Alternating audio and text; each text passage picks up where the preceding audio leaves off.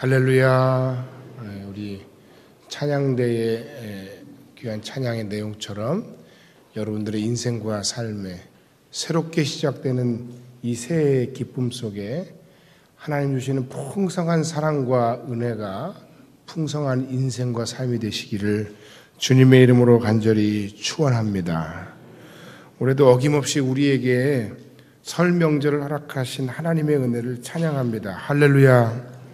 많은 분들이 가족과 함께하기 위해 이 예배에 참석하지 못했으나 그러나 이곳에 임하신 하나님의 은혜와 복이 모든 성도들의 가정과 삶에 충만하시기를 다시 한번 주님의 이름으로 축원합니다.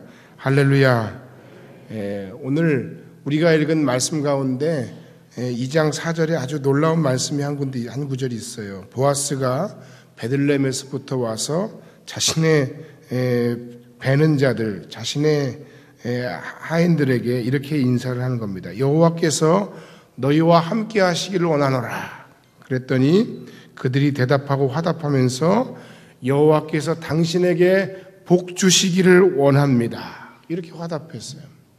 이게 얼마나 복이 있는 인생의 모습입니까? 모든 사람들에게 서로를 축복하고 서로에게 좋은 덕담을 나누고 여러분들이 또 누군가가 여러분에게 세배하거나 또 새해 인사를 건네면 새해도 여러분의 삶에 놀라운 하나님의 은총이 임하기를 원합니다 라고 여러분이 화답하는 것처럼 우리들의 모든 인생 가운데 하나님이 복 주시는 분이심을 우리가 날마다 고백하고 그 하나님의 은혜와 복이 우리들의 인생 가운데 나의 인생 가운데 뿐만 아니라 당신의 인생 가운데 풍성하기를 구하고 비는 그런 복이 있는 하나님의 사람들이 되시기를 주님의 이름으로 간절히 축원합니다. 여러분, 우리는 하나님의 사람들입니다. 그런데 이 하나님의 사람이라는 말 속에 숨겨져 있는 정말 어마어마한 삶의 비밀이 있어요. 그게 무엇인 줄 아십니까? 우리가 그냥 하나님은 내 아버지시고 하나님 우리 하나님이시고 라고 하는 그 말 속에 우리가 날마다 그 말을 다시 한번 곱씹어보고 다시 한번 그 내용을 풀어가면서 이 내용이 무슨 의미인지를 우리가 자꾸 생각해내야 내가 어떤 일을 만나도 이길 수 있는 힘이 그 안에서 생기는 거예요. 나는 하나님의 사람이다 라는 말 속에 숨겨진 어마어마한 삶의 비밀은 천지 만물을 창조하신 하나님이 나의 아버지시고 나는 그분의 자녀이며 그 하나님은 나를 사랑하시는 분이시라는 사실입니다. 할렐루야. 우리의 삶은 그분의 강력한 주권 아래에 있으며 우리는 그분의 보호하심을 믿고 그분의 말씀에 순종하며 살아야 하는 사람이라는 의미입니다. 언제 그렇습니까? 언제 그래야 됩니까? 내가 평안하고 내가 기쁘고 내가 즐거운 일이 있고 내가 그냥 좋을 때는 하나님 참 고맙습니다. 하나님이 나를 사랑하시는군요. 역시 그랬군요. 그때만 그러는 것이 아니라 어떠한 나의 삶의 상황과 순간 속에서도 이 사실을 잊으면 안 되는 거예요. 환경이 좀 나빠졌다고 잊어버리고 내가 좀 시험에 들었다고 잊어버리고 내가 좀 어려움에 빠지고 상처받았다고 하나님 누구세요? 이런 사람이 되어서는 안 된다는 겁니다.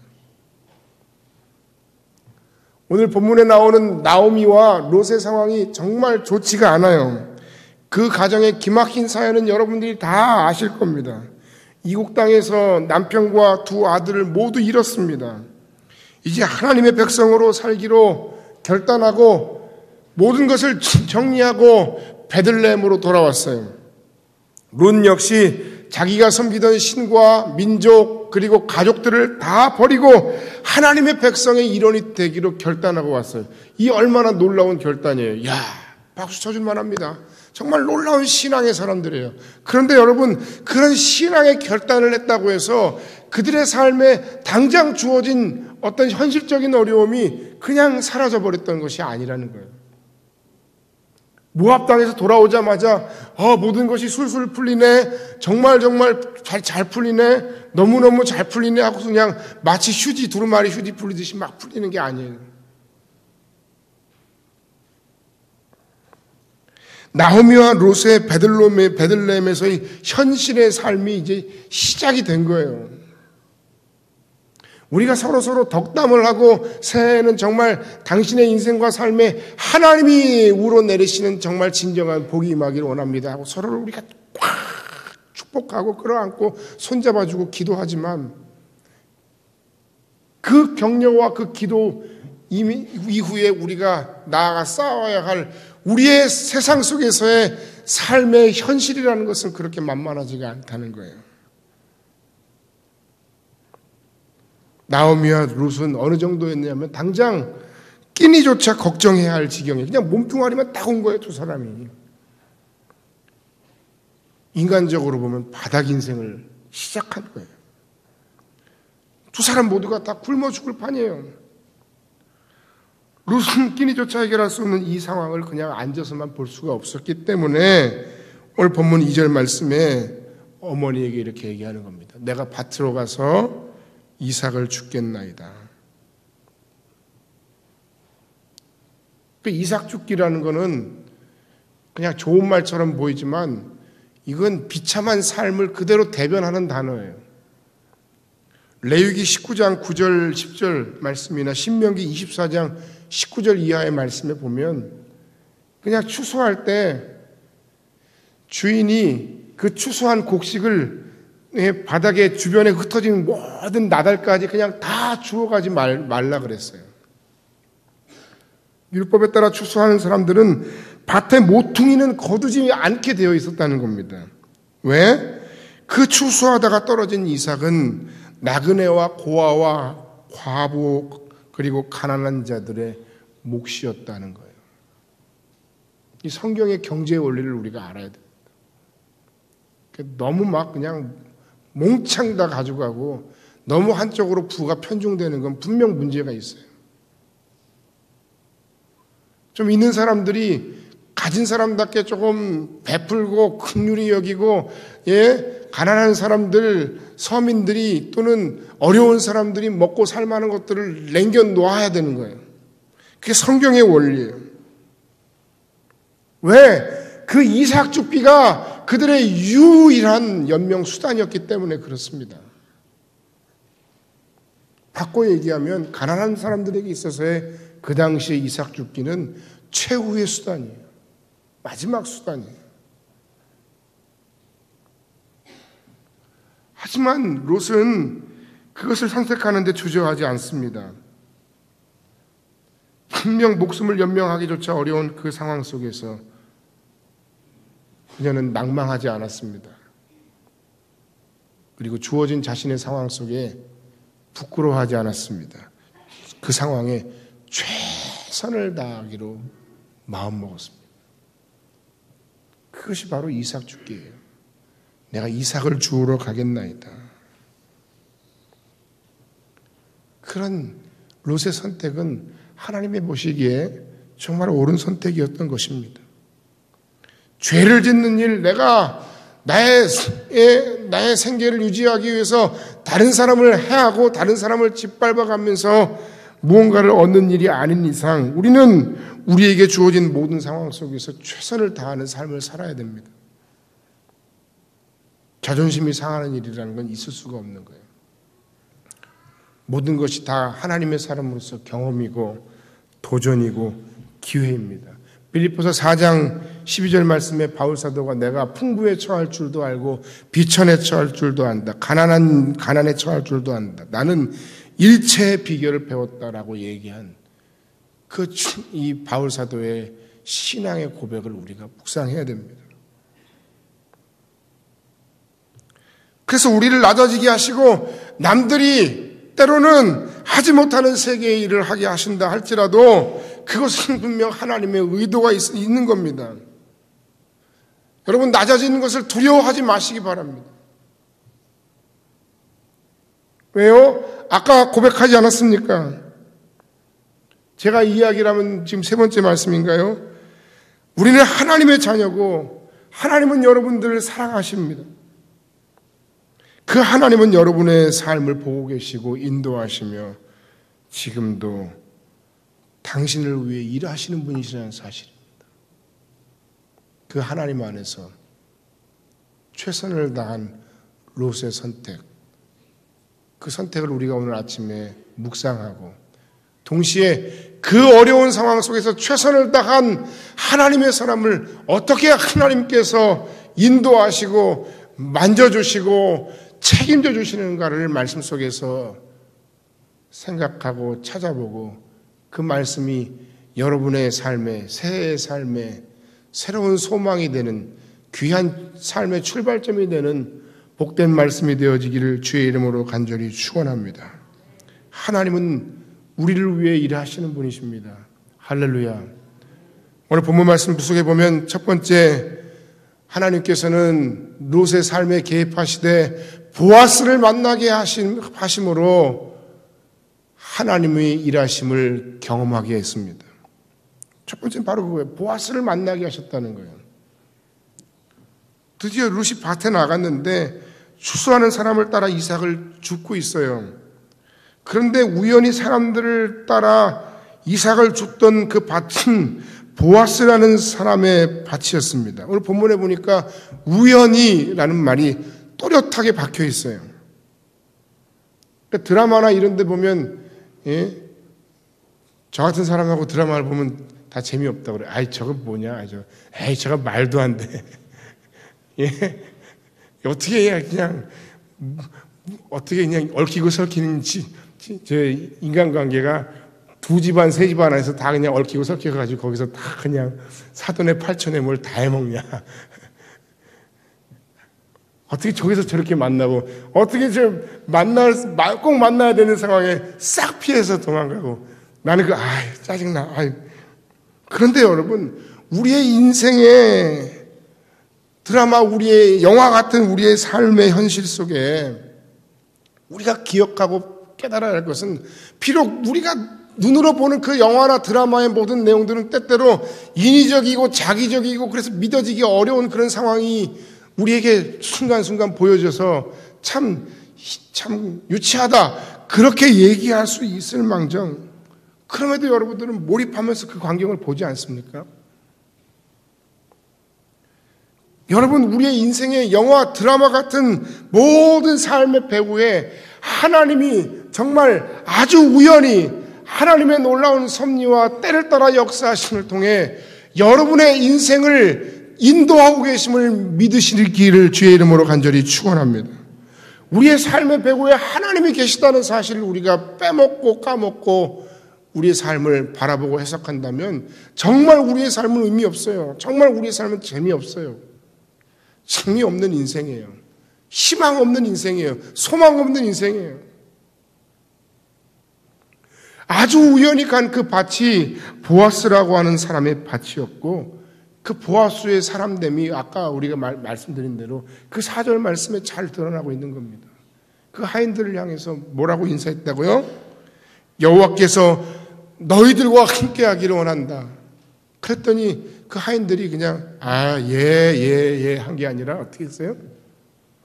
진심으로 여호와께서 당신에게 복 주시기를 원하나이다. 이건 진심 어린 고백이에요. 그 보아스라고 하는 사람의 성품, 사람 됨됨을 우리에게 그대로 보여주는 구절입니다. 룻이 그 어려운 상황, 이삭을 줄 수밖에 없는 상황, 포기하고 싶은 삶의 현실에서 나도 몰라, 될 대로 돼 라고 말할 수도 있는 그 상황 속에서 자신에게 주어진 그 작은 그 삶의 마지막 최후 수단, 이삭을 주어야 하는 이삭 죽기의 현실 속에서 최선을 다해 삶을 결단하고 최선을 다해 움직일 때 하나님께서도 그 롯의 배후에서 최선을 다해 함께 일하시고 최선을 다해 그 배후에서 그의 삶을 만져가시고 그의 삶을 승리하시고 인도해 주셨다는 사실입니다. 할렐루야. 우리가 흔히 조직신학적으로 기적이라는 말을 얘기할 때 하나님의 비상섭리를 이야기해요. 하나님은 우리의 인생 모든 삶의 형편 속에서 우리의 삶을 섭리하시는 분이신데 그 섭리하시고 인도하시는 그 많은 상황과 과정 속에서 특별한 비상섭리, 그것이 바로 기적이라는 거예요. 그 기적도 때때로 일어난다는 거예요. 왜? 그 기적이라는 것이 어디에서부터 바탕한 거예요? 하나님이 우리를 인도하시고 우리의 삶을 섭리하시고 우리의 삶을 섭리하시는데 실패하지 않으시는 분이시라는 믿음 안에서부터 뭐가요? 하나님의 비상섭리가 시작되는 거예요. 그렇게 절박한 상황과 순간 속에서 때때로 하나님은 하나님의 사람들의 삶을 만지시고 필요하시다면 기적 같은 역사로 우리 하나님의 백성들의 인생과 삶을 책임져 주시고 인도하시고 고쳐주시고 역사하시는 것입니다. 할렐루야. 할렐루야. 그러니까 룻이 보아스를 만난 사건 자체가 무엇입니까? 하나님의 일하십니다.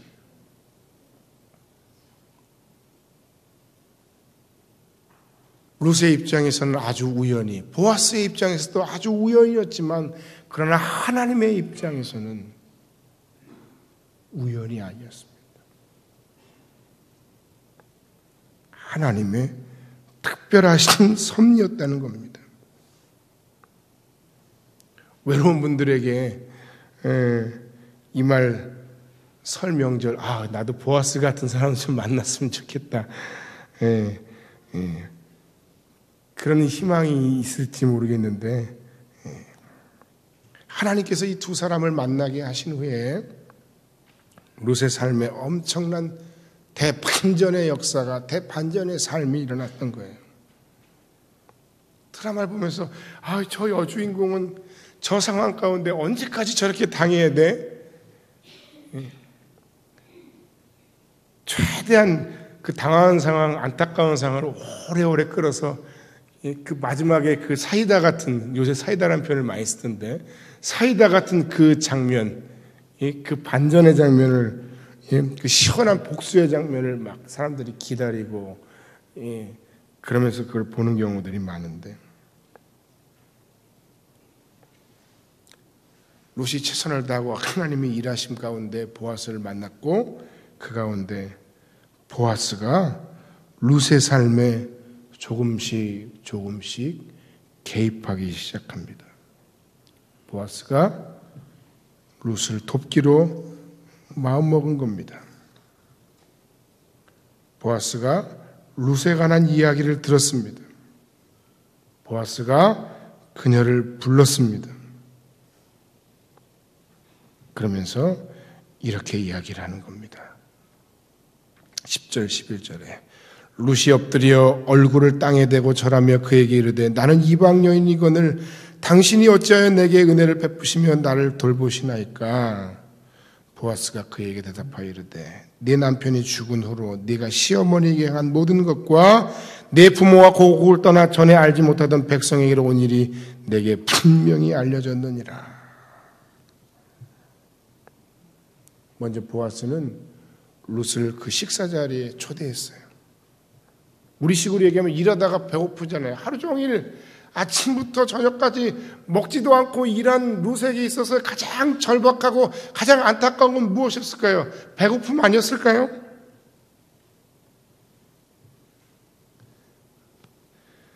열심히 땀 흘려 일한 그 식사의 자리, 그 새참의 자리는 정말 기대되는 자리고 정말 기쁨의 자리였지만 그러나 유일하게 한 명 끼지 못하는 사람이 있었으니 그가 바로 룻이었는데 얼마나 처량하고 힘이 듭니까? 바로 그 순간에 보아스가 룻을 불러서 이리로 오라고 얘기하는 거예요.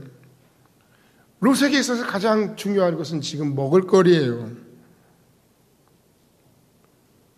그를 앉혔어요. 곁에 앉히고 말합니다. 초에 찍어 먹으라고 말해요. 유대인의 주식은 빵인데 램이라고 하는 본문의 원어는 빵으로 해석함이 맞습니다. 여러분 잘 먹는 발사믹 식초쯤 되는 거를 빵에다 이렇게 찍어서 지금 초에 찍어 먹으라 지금 그렇게 얘기를 하고 있는 거예요. 그리고 나서 보아스는 아예 뭐라고 얘기를 하는가 하면 룻이 마음껏 추수하도록 배려해주고 있습니다. 15절과 16절 내용이 바로 그 내용이에요. 예? 룻이 이삭을 주우러 일어날 때에 보아스가 자기 소년들에게 명령하여 이르되 그가 곡식 단 사이에서 죽게 하고 책망하지 말며 어떻게 하라고요? 모퉁이에서 떨어진 나달만 줍는 것이 아니라 단들 사이에서 아예 돌아다니면서 주스라고 시키는 거예요. 16절에 또 그를 위하여 곡식 다발에서 조금씩 뽑아버려서 그에게 줍게 하고 꾸짖지 말라 하니라. 이제 뭐 하라고요? 아예 거두던 걸 조금씩 떨어뜨리라는 거예요. 떨구라는 거예요. 그걸 죽도록 하고 아무것도 말하지 마. 어차피 이건 내 거 아니야. 내가 주는 거야. 너희들이 뭐라 하지 마.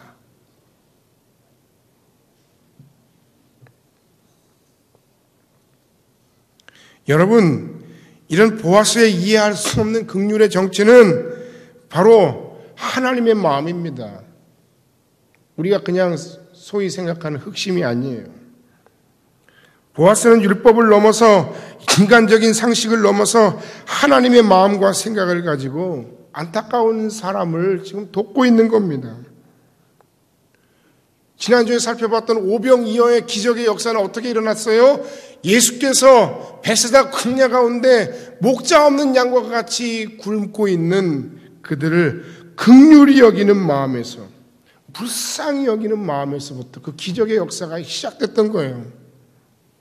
나를 통해서 하나님의 위대한 역사가 이루어지고 나를 통해서 하나님의 일들이 감당되어지고 심지어는 내가 감당할 수 없는 그 어려운 상황 속에서 나를 통해서 정말 놀라운 기적 같은 일들이 일어나는 그 기적의 배후에는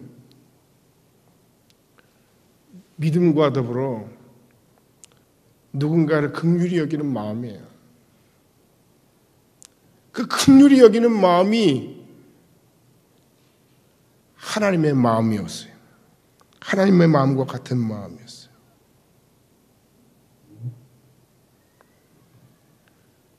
보아스는 하나님의 마음을 소유한 사람이었어요. 그 마음으로 룻을 섬겼는데 그 마음을 주신 이가 바로 하나님이셨습니다. 할렐루야.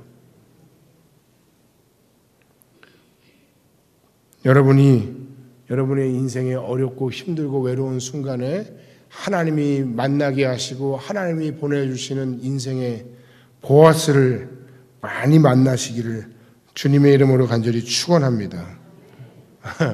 그런데 여러분, 그 보아스가 당신의 가족이고 당신의 지체이고 당신의 친구일 수 있다는 사실도 또한 잊지 마시기 바랍니다. 또한 하나님께서 여러분들을 누군가의 보아스로 사용하기를 원하신다는 사실도 놓치지 마시기를 바랍니다. 사실은 이분이 훨씬 더 성경적이에요.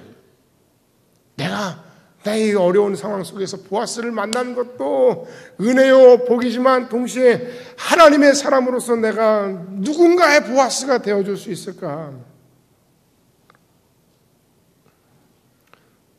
힘들어도 여러분이 나에게 정말 보아스 같은 사람이 필요하다 할지라도 여러분 간절히 부탁하기는 여러분 동시에 그런 보아스를 구하지만 또한 여러분 역시 누군가에게 보아스와 같은 인생과 삶을 살기로 소원하고 결단하는 2016년 한 해가 되어지기를 주의 이름으로 간절히 축원합니다. 두 번째, 삶의 작은 열매 속에서 하나님의 일하심을 경험하고 감사하는 룻을 우리가 발견할 수 있습니다.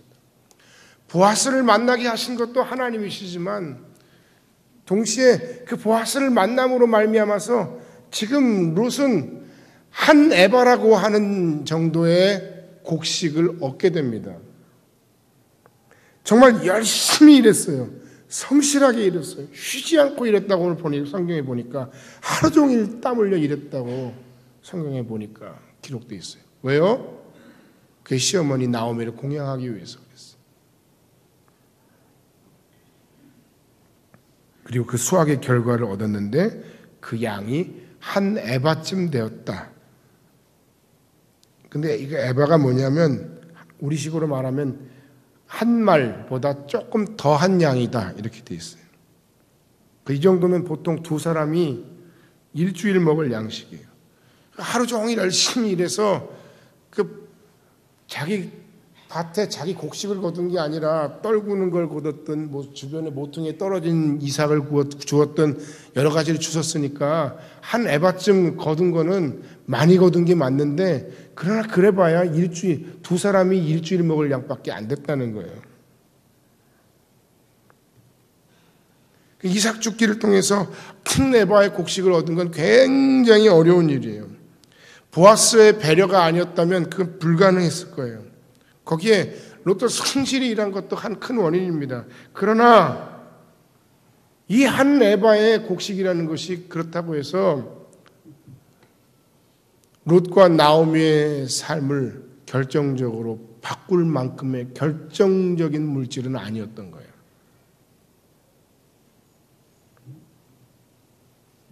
나오미와 롯의 입장에 살펴보면 베들레헴에 들어와서 이삭을 죽게 될지도 몰랐지만, 그래서 어려움 속에 이삭을 죽게 되었지만 한 에바의 곡식을 얻은 것, 이 사실을 보고 그들은 이 상황을 어떻게 해석했을까? 여러분들이라면 이 상황을 어떻게 해석했을까? 정말 밑바닥 인생에서부터 시작해서 최선을 다해서 누군가 도와줬지만 한 에바의 곡식을 가지고 나오미와 롯이 그것을 가지고 되어진 모든 이야기를 나누면서 어떤 생각을 했을까? 나라면 어떤 생각을 했을까? 내가 이렇게 이삭까지 줍는 그런 신세가 돼서 주셨는데 겨우 이것밖에 안 돼. 그렇게 한탄하고 불평했을 수도 있어요.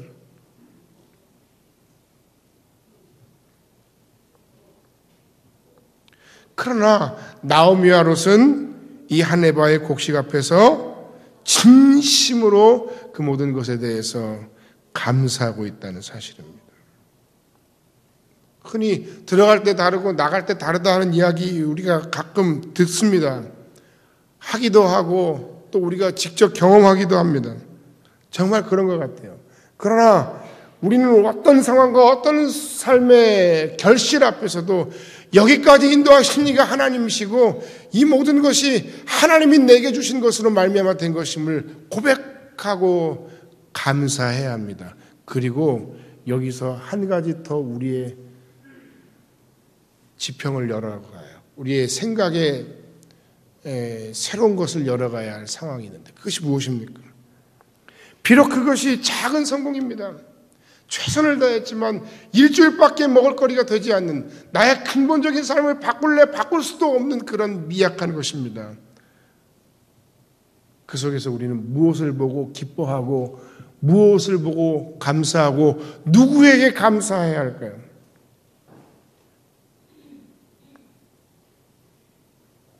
이것은 하나님께서 나를 위해 일하시는 일하심의 증거요. 하나님께서 내 삶을 책임져 주시고 붙들고 계시다고 하는 그러한 삶의 증거예요. 하나님께서 그래서 앞으로도 내 인생과 삶을 끝까지 책임져 주시고 그 모든 삶의 현장 속에서 나로 하여금 지금은 비록 작은 것을 거두지만 앞으로는 나의 인생과 삶에 정말 크고 귀하고 내게 꼭 필요한 것들로 내 인생의 상황을 바꿀 만한 것들로 주실 것이라고 하는 그런 하나님의 축복의 서곡으로 바라볼 수 있는 믿음의 눈이, 감사의 마음이 여러분들에게 있으시기를 주님의 이름으로 간절히 축원합니다. 작은 것이었어요. 그러나 하나님은 나를 위해 일하셨구나. 앞으로도 하나님이 일하시겠구나. 하나님께서 나의 모든 삶에 더 큰 것으로 부으시고 책임져 주시겠구나. 하나님은 분명 그 은혜를 알고 감사하는 그들에게 그 하나님의 갚아주심으로 인한 풍성한 결실들을 허락해 주신다는 겁니다. 한 에바의 보리 그것은 시작일 뿐입니다. 수고하였지만 너무 미약한 것을 얻어 실망하십니까? 조급하지 마세요. 그것은 시작일 뿐입니다. 뭘 보고, 뭘 듣고, 뭘 행함으로 내가 영적으로 충만하고 내가 영적으로 민감한 성령의 사람이 아니라 우리의 모든 삶의 소소한 일상 속에서 지금도 하나님이 나와 함께 하시는구나. 하나님이 내 삶을 만져주시는구나. 하나님이 내 삶의 배후에서 역사하시는구나. 하나님이 앞으로도 이 작은 것이지만 이 작은 한 에바의 보리 속에서라도 하나님이 나를 위해 일하시는 것을 보여주시고 약속하시는구나. 하나님 정말 나를 사랑하시고 내 인생을 책임져 주시고 나를 위해 일하시는 분이시구나 하는 것들을 여러분들이 보고 느끼고 깨닫고 민감한 사람들이 되시기를 주님의 이름으로 간절히 축원합니다. 성령으로 충만하고 민감한 것에 대한 여러분의 방향, 주파수가 잘못됐어요. 던지수를 잘못 찾았다고요. 진짜 성령으로 충만하고 진정으로 하나님의 사람으로 우리가 살아가는 것, 그것은 매 순간 하나님이 나와 함께 하심을 고백하는 거예요. 나와 함께 하시면 내 삶의 배후에서 일하심을 고백하는 거예요. 느끼는 거예요. 그리고 어떠한 상황 속에서도 내가 그 하나님의 뜻대로 순종하기로 소원하며 정말 매 순간 하나님의 말씀과 뜻 앞에 엎드리는 사람들이에요. 보고 듣고 느끼는 건 그건 그 결과일 뿐이에요.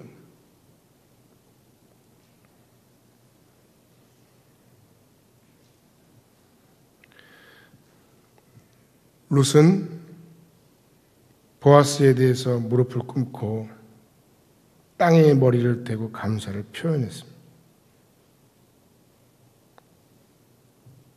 여러분, 하나님과 사람 앞에 우리의 모든 삶 속에서 크고 작은 것에 더욱더 기뻐하며 감사하며 하나님으로 인해 승리하시기를 주의 이름으로 간절히 축원합니다. 또한 하나님의 마음을 소유한 보아스가 되시기를 주님의 이름으로 간절히 축복합니다. 새해를 다시 한번 새롭게 시작하는 이 시간에 하나님의 일하심을 일상 속에서 경험하고 그 은혜를 인하여 날마다 힘을 얻는 복된 인생 되시기를 주님의 이름으로 간절히 축원합니다. 기도하겠습니다.